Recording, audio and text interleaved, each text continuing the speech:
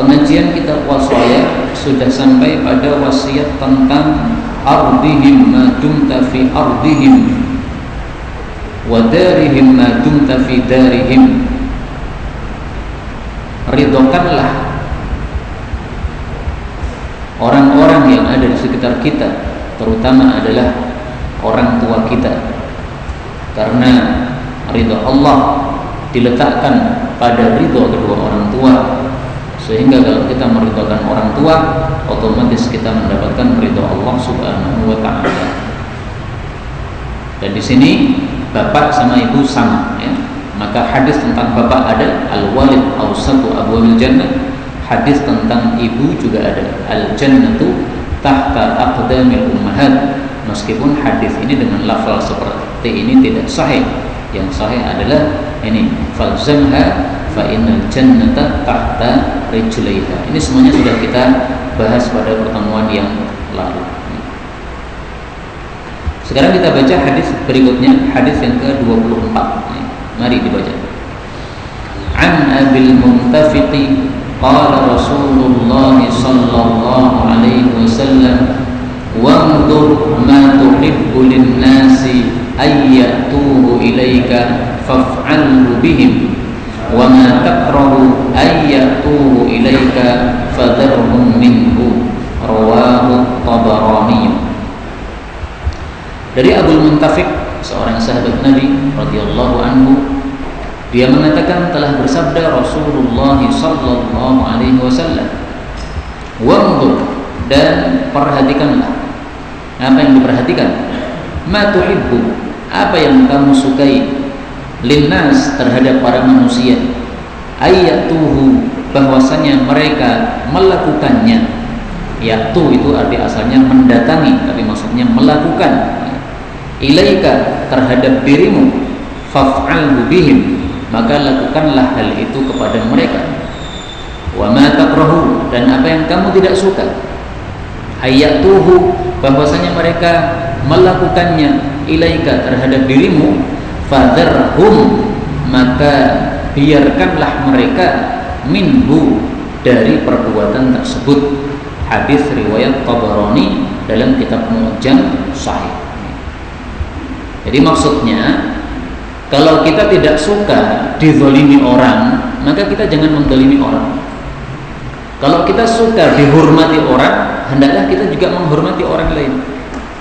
Kita suka dibantu orang, maka hendaklah kita juga membantu orang lain.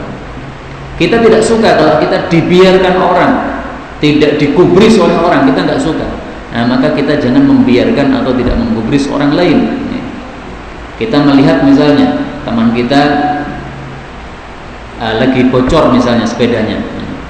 Kalau kita yang sedang kebocoran, apa yang kita suka? Apakah kita suka ada yang membantu? Nah, kalau kita suka ada yang membantu, maka begitu melihat ada orang kebocoran, ya, ada bocor sepedanya, maka kita bantu. Apa yang bisa kita bantu? Ya, mungkin dia bawa anak-anak, semuanya jalan semuanya. Nah, kalau anak-anaknya bisa kita boncengin, kita boncengin. Itu maksud hadis ini. Ya. Apapun yang kita suka kalau orang berbuat kepada kita, maka hendaklah kita terapkan terhadap orang lain. Kalau istilah Jawanya mungkin apa? Tepos liro atau apa itu, ya. Jadi artinya apa yang manusia suka, manusia lakukan itu kita sukai, maka kita lakukan juga. Yang manusia lakukan kita tidak sukai, kita juga jangan melakukan kepada mereka. Ini satu kaidah hidup atau kaidah muamalah yang sudah ada sejak zaman Nabi Sallallahu Alaihi Wasallam. Sudah dibuat oleh Nabi Sallallahu Alaihi Wasallam.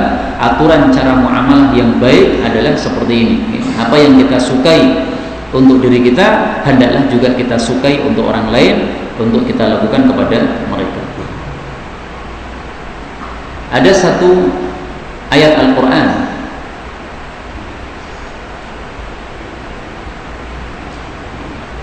yang berkaitan dengan ini,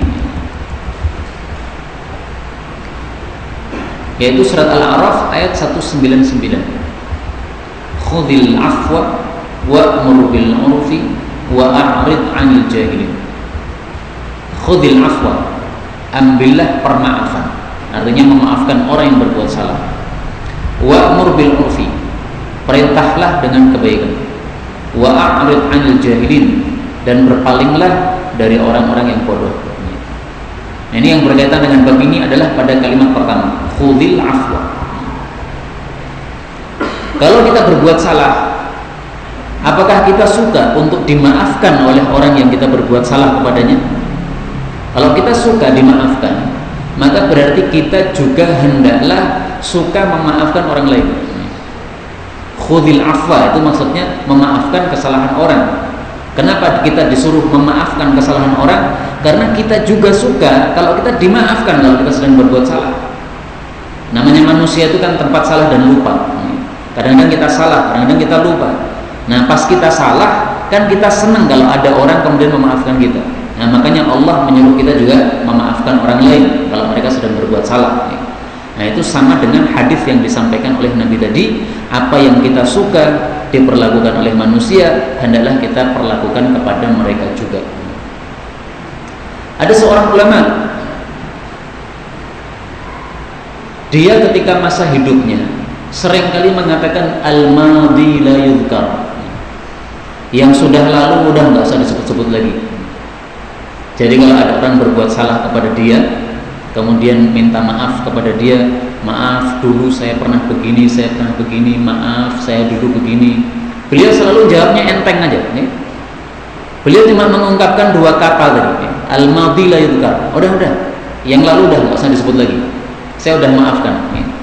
Jadi nggak perlu minta maaf, saya udah maafkan, itu kan sudah lalu dulu. Jadi seolah-olah apa yang sudah berlalu itu sudah nggak perlu diungkit-ungkit lagi, nggak perlu disebut-sebut lagi. Maka kalau ada orang minta maaf, dia tidak mengatakan saya memaafkan kamu, tidak, tapi dia mengatakan al-madi la yudhkar. Yang sudah lalu saya nggak mau sebut-sebut lagi, udah. Itu seolah-olah nggak ada sama sekali. Nah, ulama ini ketika dia sudah mati, kemudian ada sahabatnya yang bermimpi ketemu dengan ulama ini. Ditanya, bagaimana kondisi Anda setelah ketemu dengan Allah Subhanahu wa ta'ala? Nah, maka ulama ini mengatakan, saya ketemu dengan Allah, kemudian Allah mengatakan kepada saya, wahai fulan, al-madi la yudhkar, masuk jannah. Wahai fulan, kesalahan-kesalahanmu yang lalu nggak usah disebut-sebut lagi, udah kamu masuk jannah aja langsung sekarang. Jadi tanpa hisab, tanpa azab. Ini meskipun bukan dalil ya, karena mimpi itu bukan dalil, tetapi kita ambil pelajaran darinya. Karena memang biasanya al-jaza min jinsil amal, balasan itu Allah berikan sesuai amalan kita. Amalan orang suka memaafkan, maka nanti Allah juga akan memaafkan kita. Maka ini ada ulama sering mengatakan al-madi la yudhkar, yang lalu nggak usah disebut-sebut lagi. Maka Allah pun ketika bertemu dengan dia, ketika dia sudah mati, Allah juga mengatakan hal yang sama. Kesalahanmu nggak usah sebut-sebut, udah masuk jannah aja langsung. Ini makna seperti ini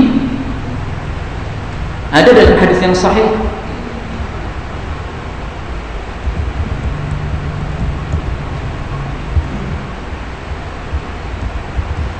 Rasulullah Shallallahu Alaihi Wasallam bicara tentang seseorang yang dulu dia suka melonggarkan.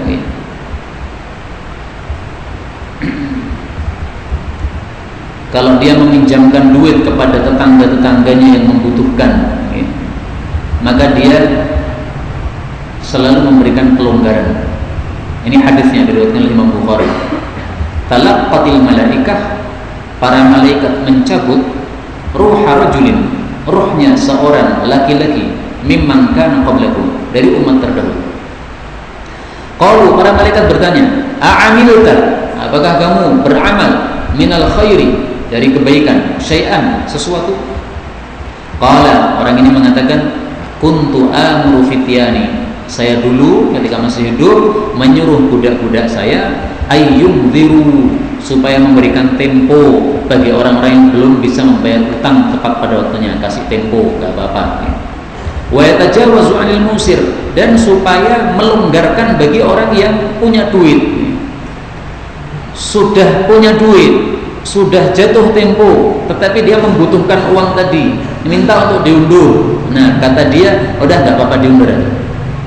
Pokoknya kalau dia minta apa, dilonggarkan aja. Ini adatnya orang tersebut.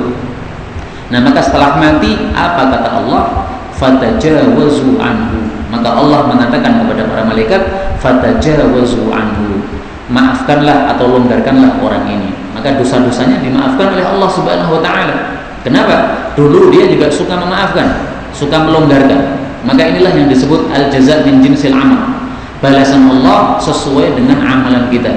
Amal suka memaafkan, maka Allah juga akan memaafkan kepada kita. Karena itu siapa yang ingin dimaafkan oleh Allah, hendaklah mudah memaafkan kesalahan orang. Ini dalilnya. Wa ma tuhibbu lin-nasi ayyatubu ilaika faf'alhu bihim. Apapun yang kamu suka manusia lakukan kepada engkau, lakukan juga kepada mereka. Maka Allah pasti akan juga melonggarkan untuk kita.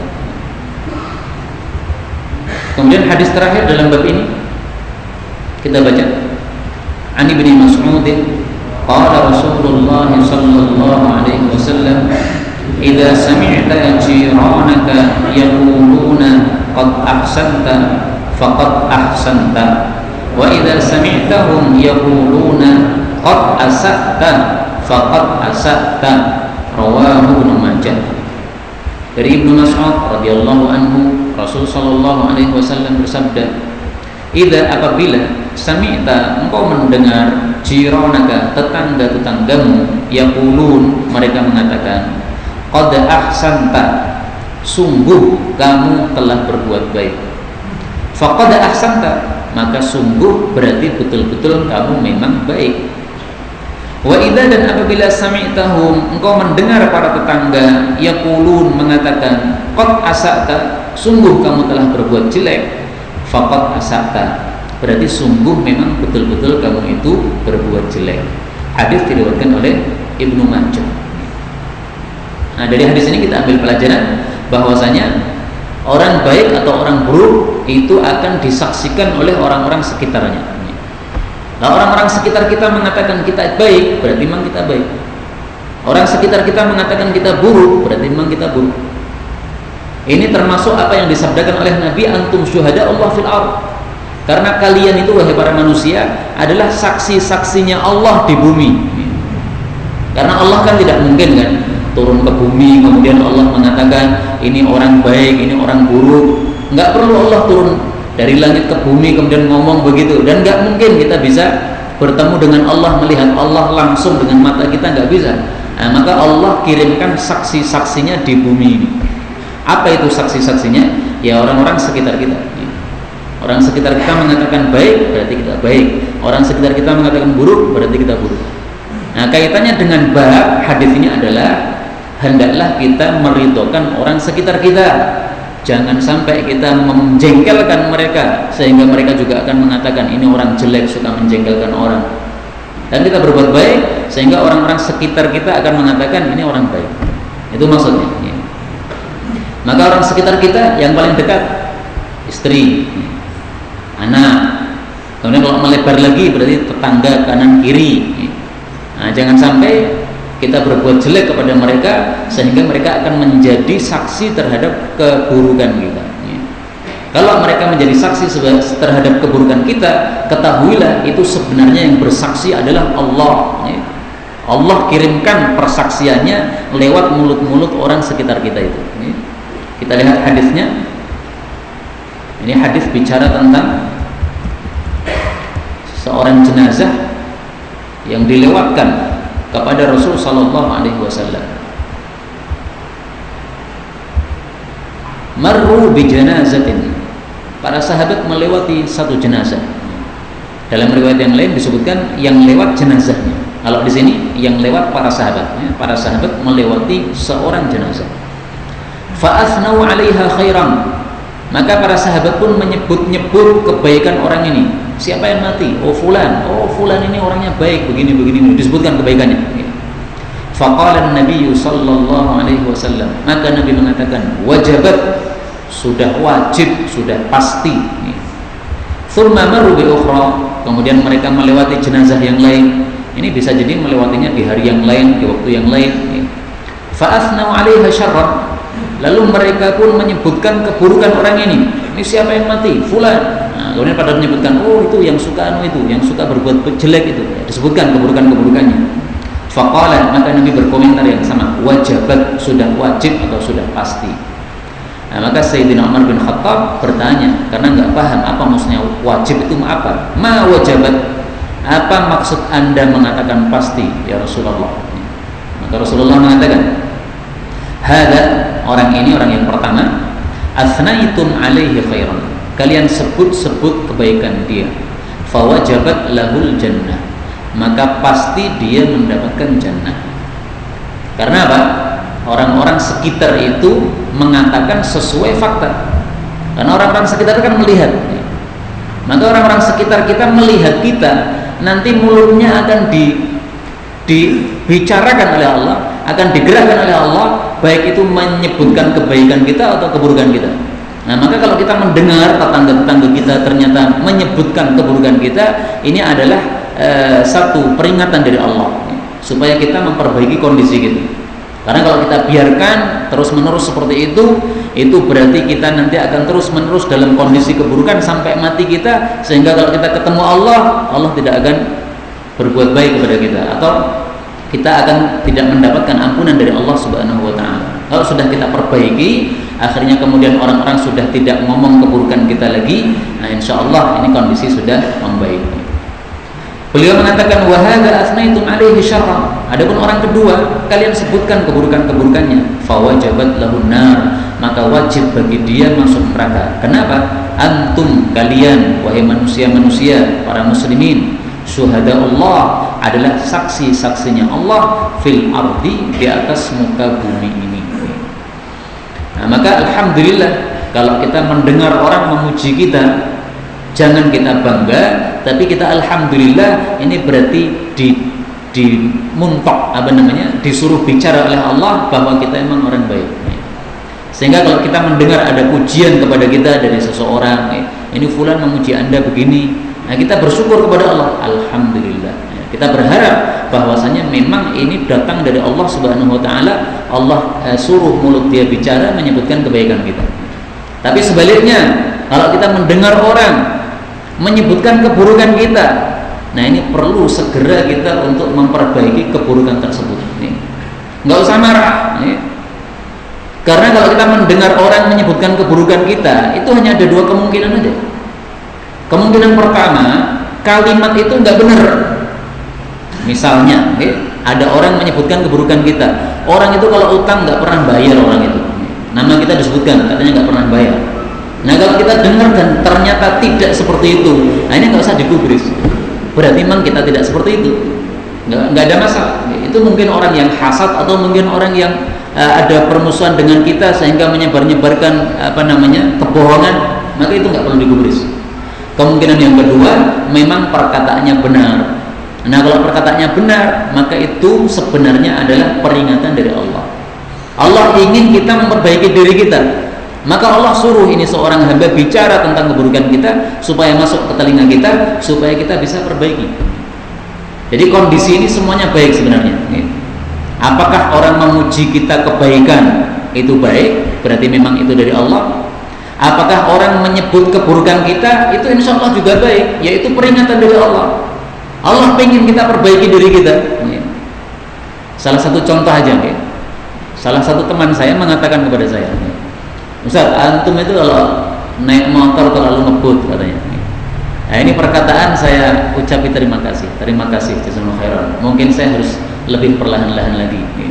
Nah, kadang-kadang memang begitu, masih merasa muda, jiwa muda, ngebutnya naik motornya terlalu cepat, padahal ramai. Sementara orang-orang yang kita lewati merasa, wah ini terlalu ngebut ini. Kita sendiri yang naik motor nggak terasa apa-apa. Nah, terasanya itu adalah orang-orang yang dilewati. Nah, ketika orang menyebutkan kepada kita, ini perlu kita perbaiki diri kita. Ya silahkan ngebut, nggak ada masalah ketika memang tidak ramai. Tapi kalau ada keramaian, kalau kita ngebut malah menyebabkan orang pada ketakutan, nah ini berarti satu perbuatan yang harus kita perbaiki pada hal tersebut. Inilah bab yang ke-7, sudah selesai kita baca hadis-hadisnya. Sekarang kita masuk pada bab yang ke-8, wasiat yang ke-8. Qala al-muallif hafizahullah ta'ala, al-wasiyatu tsaminah, wasiat yang ke-8. Ihrisu, rakuslah kalian, semangatlah kalian, ala ma yanfa'ukum, terhadap apapun yang bermanfaat untuk kalian. Dalilnya apa? Hadis 26 kita baca. An Abi Hirrin qala Rasulullah sallallahu alaihi wasallam ihris ala ma yanfa'u wasta'in billah wa la ta'jiz wa in asabaka syai'un fala taqul law anni fa'altu kana kadza wa kadza walakin qul qaddarallahu wa ma syaa fa'al fa inna law taftahu amal syaitan. Rawahu Muslim. Rasul sallallahu alaihi wasallam bersabda, ihris, rakuslah engkau. Tapi di situ dalam terjemahan saya tulis semangatlah. Karena kata-kata rakus itu kan biasanya maknanya tidak bagus ya. Tapi sebenarnya arti asalnya ya hirs itu rakus. Tapi ini rakus yang bagus. Rakus terhadap apa? Ala ma yanfa', terhadap apapun yang manfaat untuk kita. Wasta'in billah, dan mintalah tolong kepada Allah. Wala ta'jiz, jangan loyo. Wa in asabaka syai', kalau sesuatu menimpa engkau, fala taqul, jangan mengucapkan law anni fa'altu, kalau saya melakukan kemarin itu atau tadi itu, kana kadza wa kadza, terjadi ini dan ini. Walakin akan tetapi qul, ucapkanlah qaddarallahu, Allah sudah mentakdirkan ini. Atau boleh juga dibaca qadarullahi. Kalau dibaca qadarullahi itu artinya ini takdirnya Allah. Wa ma syaa, dan apapun yang Allah kehendaki, fa'al, pasti Allah lakukan. Kenapa kita dilarang untuk mengucapkan kalau atau andai? Rasul mengatakan fa inna law, karena kata-kata kalau atau andai itu adalah taftahu, bisa membuka amal syaitan, perbuatan setan. Hadis diriwayatkan oleh Al-Imam Muslim. Yang berkaitan dengan bab adalah kalimat pertama, ihris ala ma yanfa', rakuslah terhadap apapun yang manfaat untuk dirimu.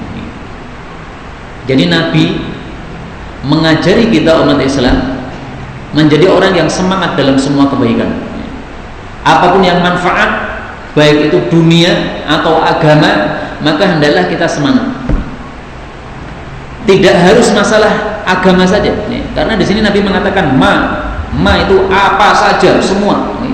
Baik itu masalah dunia atau masalah agama, pokoknya manfaat, maka kita disuruh untuk rakus. Misalnya apa? Olahraga, apakah dia itu manfaat atau tidak? Oh, ternyata manfaat untuk tubuh kita. Nah, kita disuruh untuk rakus terhadapnya. Maka kemarin saya lihat ada video Ustadz Syihab itu latihan kungfu. Ini sesuatu yang bagus. Ustadz perlu olahraga supaya sehat, supaya ngajarnya juga semangat. Karena Ustadz sakit-sakitan itu nanti kajiannya sering libur gitu. Nah, maka bagus seperti beliau. Kungfu, pelajari, sehingga olahraga setiap hari. Saya dulu ketika masih di pesantren, saya masih ingat, saya melihat Ustaz Mudakir hafizahullah ta'ala itu ba'da subuh itu biasanya olahraga. Jadi ba'da subuh ada sedikit waktu beliau olahraga. Nggak tahu lah sekarang karena mungkin kesibukan semakin banyak, bisa saja jadwal jadi berubah. Kalau dulu ba'da subuh beliau olahraga, dan saya lihat di dalam jadwal santri ma'had itu jam ba'da subuh itu jadwalnya adalah jadwal olahraga. Jadi beliau mempraktekkan untuk diri sendiri, juga disuruhkan para santri-santrinya untuk olahraga. Ini termasuk dalam bab ini, ihris ala ma yanfa'u, bermanfaat itu. Kalau kita nggak mau olahraga atau nggak punya kesempatan untuk olahraga, gampang aja lah, jalan ke masjid pakai jalan kaki, nggak usah pakai motor. Karena insya Allah jalan kaki ini juga sudah termasuk menyehatkan badan. Dengan jalan kaki ini badan kita insya Allah akan lebih sehat daripada kalau kita tidak pernah jalan kaki sama sekali. Ini contoh sesuatu yang bermanfaat untuk dunia kita, kesehatan. Untuk agama, apa yang bermanfaat untuk agama kita? Ya banyak sekali. Salat sunnah bermanfaat, maka hendaklah kita rakus untuk salat sunnah. Saya merasa heran, ada salah satu teman saya, seorang santri, ini sama-sama alumni pesantren, tapi dia nggak pernah sholat sunnah. Dia mengatakan kepada saya ini nggak tahu ya, kenapa kok sholat sunnah itu malas. Tapi kalau sholat wajib selalu datang ke masjid, nggak pernah absen, nggak pernah sholat di rumah, nggak pernah, rajin ke masjid. Tapi untuk sholat sunnah itu nggak ada semangat dia. Nah, maka saya katakan, kalau engkau tidak semangat untuk sholat sunnah, maka engkau sudah menyalahi hadis Nabi Sallallahu Alaihi Wasallam. Ini perhatikan hadisnya. Ihris ala ma yanfa'u. Rakuslah terhadap apapun yang manfaat. Sholat sunnah itu manfaat enggak? Manfaat sekali. Pertama, untuk menambal kekurangan-kekurangan sholat wajib kita. Karena sholat wajib kita itu pasti ada kekurangannya. Sholat mestinya ingatnya Allah, malah ingat dunia. Ini kan kekurangan ini, nggak khusyuk. Nah itu ditambal oleh sholat-sholat sunnah kita sebelum sama setelah. Qobliyah sama ba'diyah. Ini fungsinya untuk menambal sholat wajib kita. Nah maka harus kita rakus untuk sholat sunnah. Dan saya juga mengatakan, Rasulullah SAW bersabda, khairu a'malikum sholat. Amal terbaik kalian itu adalah sholat. Lah kenapa engkau tidak semangat untuk sholat sunnah? Sholat sunnah kita harus semangat. Nah, makanya kalau ada kesempatan sholat sunnah, qobliyah, ba'diyah, itu jangan dilewatkan. Ya. Dimanapun kita berada, kalau ada kesempatan sholat sunnah, qobliyah sama ba'diyah, jangan dilewatkan. Saya merasa aneh orang-orang yang datang ke masjid, kemudian qomat belum dikumandangkan, dia menunggu tapi sambil berdiri aja. Saya merasa aneh. Kenapa berdiri? Pertama, berdiri itu melelahkan dia. Yang kedua, berdiri itu nggak ada manfaat agamanya. Tetapi kalau kita melakukan sholat sunnah sambil menunggu qomat, nah ini manfaat agamanya jelas, pahala sudah. Dan kita tidak lelah gara-gara berdiri tadi. Nah maka kan sebenarnya lebih bagus kalau kita sholat. Tapi aneh memang, ada sebagian orang yang tidak semangat sholat sunnah, sehingga sampai di masjid belum qomat malah berdiri-diri aja, malah ngobrol-ngobrol aja. Nah, mending langsung sholat sunnah. Sebagian orang mengatakan, ini karena saya khawatir kalau saya sudah sholat sunnah, tiba-tiba tengah-tengah sholat sunnah malah qomat. Nah maka saya katakan, kalau tengah-tengah sholat sunnah panjenengan dapat qomat, panjenengan sudah mendapatkan pahala yang antum sudah lakukan. Misalnya nih, Allahu Akbar, baru kita baca Fatihah, qomat. Itu dari kita takbir sampai Fatihah ini sudah berpahala. Jadi bukan berarti kalau saya membatalkan sholat saya karena saya mendengar qomat kemudian saya ikut sholat jamaah, bukan berarti pahalanya jadi nol atau batal. Enggak, tetap ada pahalanya. Pahala apa? Pahala takbiratul ihram tadi pahala. Kemudian kita membaca doa iftitah itu pahala. Kemudian kita membaca surat Al-Fatihah itu pahala. Nah maka kalau kita ingat hadis ini, ihris ala ma yanfa'u, insyaallah kita tidak akan meremehkan sholat sunnah. Insyaallah kita akan semangat untuk sholat sunnah. Baca Quran. Baca Quran itu kan manfaatnya agama sangat besar. Baca Quran itu termasuk ma yanfa'u, sesuatu yang manfaat kepada kita. Bagaimana enggak manfaat? Satu huruf itu loh, itu 10 pahala. Maka kalau ada orang enggak semangat baca Quran, Quran enggak disentuh setiap hari, itu perlu diperiksa itu. Kenapa kok dia tidak semangat untuk berbuat baik? Padahal itu manfaatnya besar. Satu huruf 10 pahala. Sehingga kita membaca satu halaman sudah berapa pahala yang kita dapatkan. Apalagi hari ini kita sudah masuk bulan apa? Sya'ban. Apa kata Anas bin Malik tentang bulan Sya'ban? Mari kita lihat di dalam kitab Lataiful Ma'arif. Ini satu kitab yang sangat bagus, ditulis oleh Al-Imam Ibnu Rajab Al-Hambali rahimahullah. Dan kitab ini hari-hari ini sedang saya kasih ta'liq. Nah di sini Anas bin Malik mengatakan, an Anasin qala, dari Anas bin Malik dia mengatakan, kanal muslimun, adalah kebiasaan umat Islam, yaitu sahabat-sahabat Nabi, idza dakhala Sya'ban, kalau sudah masuk bulan Sya'ban, inkabbu 'alal masahif, mereka itu fokus kepada mushaf Al-Qur'an, faqara'uha, lalu mereka membaca Al-Quran, wa akhraju zakata amwalihim, dan mereka juga pada bulan Sya'ban ini mengeluarkan zakat harta mereka. Jadi para sahabat kalau sudah masuk bulan Sya'ban, yang kaya-kaya yang wajib zakat itu pada mengeluarkan zakat. Kenapa Sya'ban? Taqwiyatan lid-dha'if wal miskin ala siyami Ramadan, supaya membantu orang-orang miskin supaya mereka bisa melakukan puasa Ramadan dengan nyaman. Orang-orang miskin ini kan nggak punya duit, mereka perlu beli makan untuk sahur, untuk buka. Sementara kalau siang hari Ramadan kerja penuh, padahal kerjanya berat, maka ini bisa melelahkan mereka. Nah, kalau dibantu dengan harta zakat, mungkin bisa istirahat 1 pekan awal Ramadan, nggak kerja, sudah ada duit simpanan dari zakatnya orang-orang kaya. Ini maksudnya mengeluarkan zakat pada bulan Sya'ban seperti itu. Salamah bin Kuhail mengatakan, adalah dulu dikatakan syahrul Sya'ban syahrul qurra, bulan Sya'ban bulannya orang-orang membaca Quran. Habib bin Abi Thabit apabila masuk Sya'ban, dia mengatakan ini adalah bulannya orang-orang yang membaca Quran. Amr bin Qais al-Mulai, kalau sudah masuk Sya'ban, dia kunci warungnya dan dia fokus untuk membaca Al-Quran. Ini semuanya asar-asar menunjukkan bahwa para ulama salaf dulu kalau bulan Sya'ban itu mereka lebih dahsyat di dalam membaca Quran daripada bulan-bulan biasanya. Dan ini wajar. Kenapa?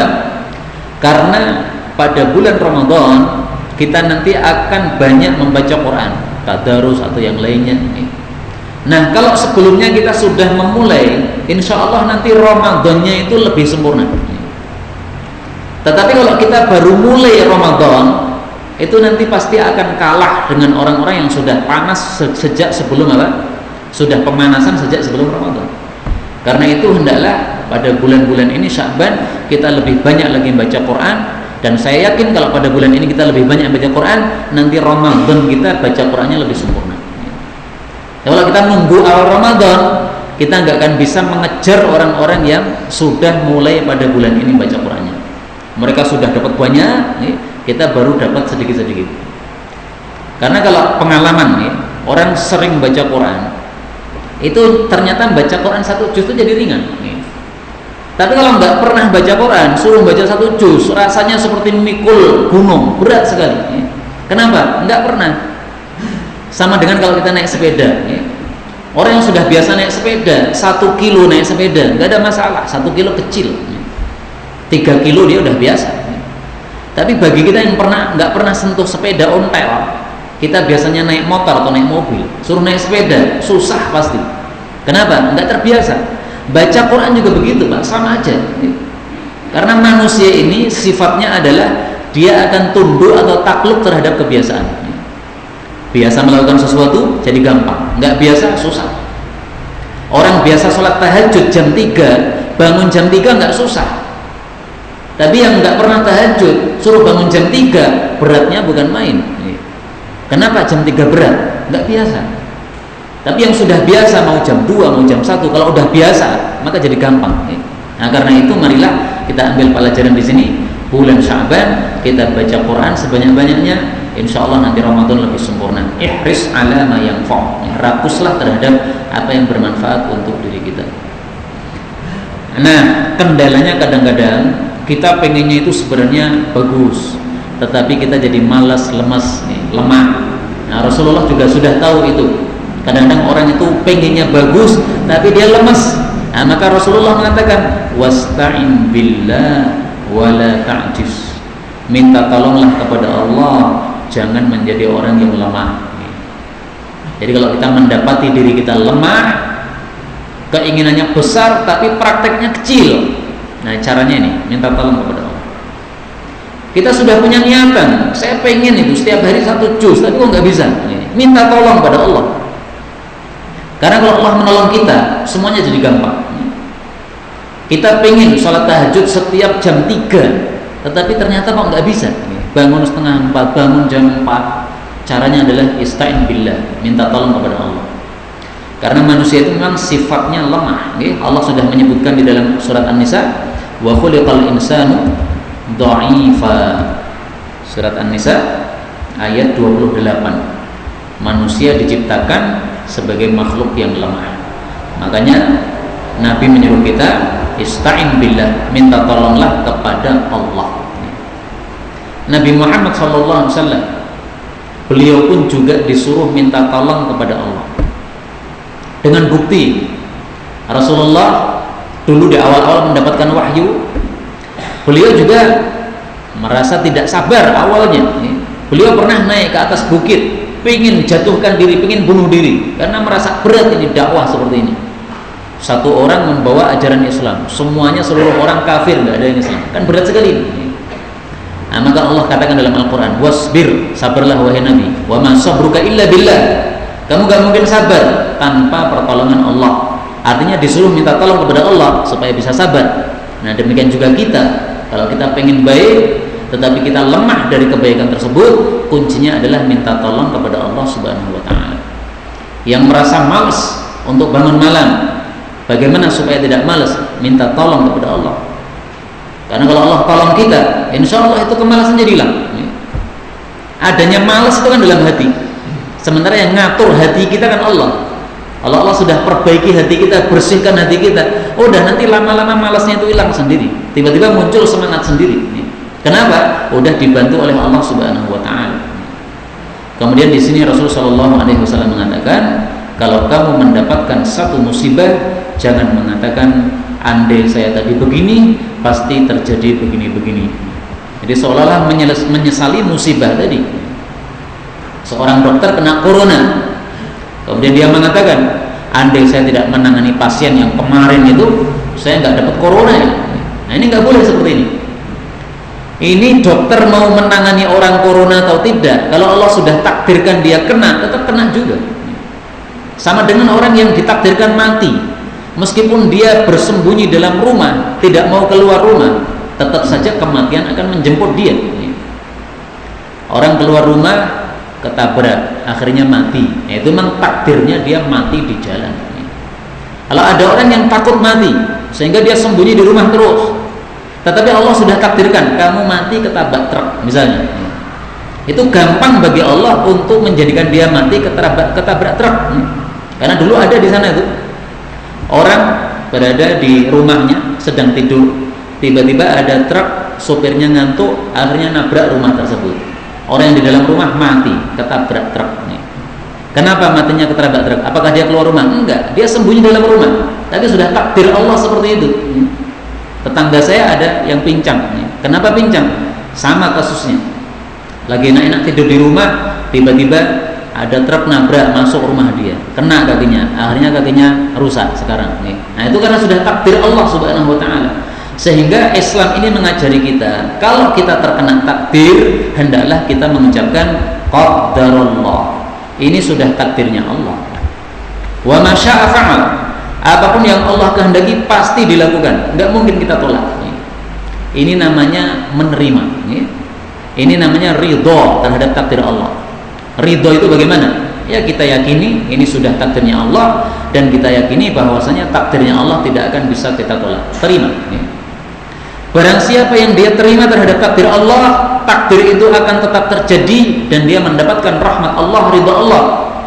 Tapi yang tidak terima dengan takdir Allah, takdirnya akan tetap terjadi, tapi dia mendapatkan murka Allah. Nah, sekarang kita pilih mana? Dapat takdir plus ridha Allah, atau dapat takdir plus murka Allah? Nah, mending kita dapat takdir plus ridha Allah. Sama-sama dapat takdir aja kok.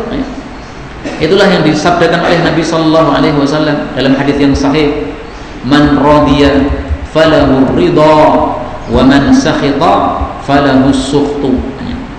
Ini satu kaidah yang penting untuk orang yang mendapatkan musibah.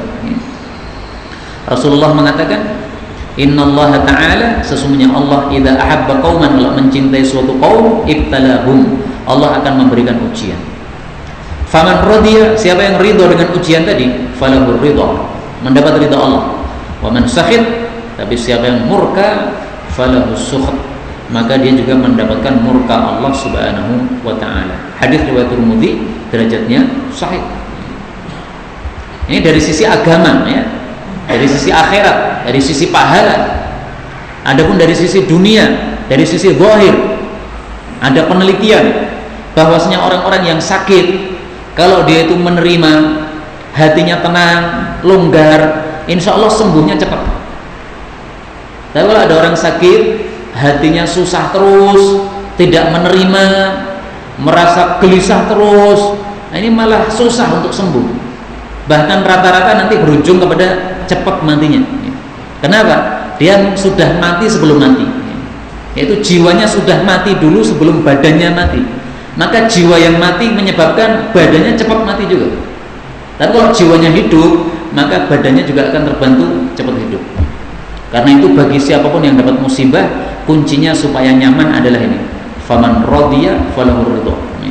Hendaklah kita ridha terhadap musibah tadi, maka Allah akan ridha kepada kita. Ini dari sisi agama, dan dari sisi dunia kita akan lebih cepat sehat kalau kita sakit, dan akan lebih cepat untuk gembira kalau kita sedang susah gara-gara musibah tersebut. Kalau kita kumpulkan semua kalimat-kalimat yang diajarkan dalam Islam ketika mendapatkan musibah, itu ada 3 kalimat atau 4. Pertama, bismillah. Yang kedua, alhamdulillah ala kulli hal. Yang ketiga, inna lillahi wa inna ilaihi raji'un. Allahumma ajurni fi musibati wa akhlif li khairan minha. Yang keempat ini, qaddarullah atau qadarullah wa ma syaa fa'al. Ini kalau semuanya kita ucapkan ya nggak ada masalah, karena semuanya disyariatkan. Jadi misalnya nih, kita naik sepeda motor, tiba-tiba macet di jalan, nah, maka kita boleh atau disyariatkan mengucapkan bismillah, disyariatkan mengucapkan alhamdulillah ala kulli hal, disyariatkan mengucapkan inna lillahi wa inna ilaihi raji'un, disyariatkan mengucapkan qaddarallah wa ma syaa fa'al. Adapun bismillah, Rasulullah sallallahu alaihi wasallam bicara tentang orang yang terkena musibah terpeleset.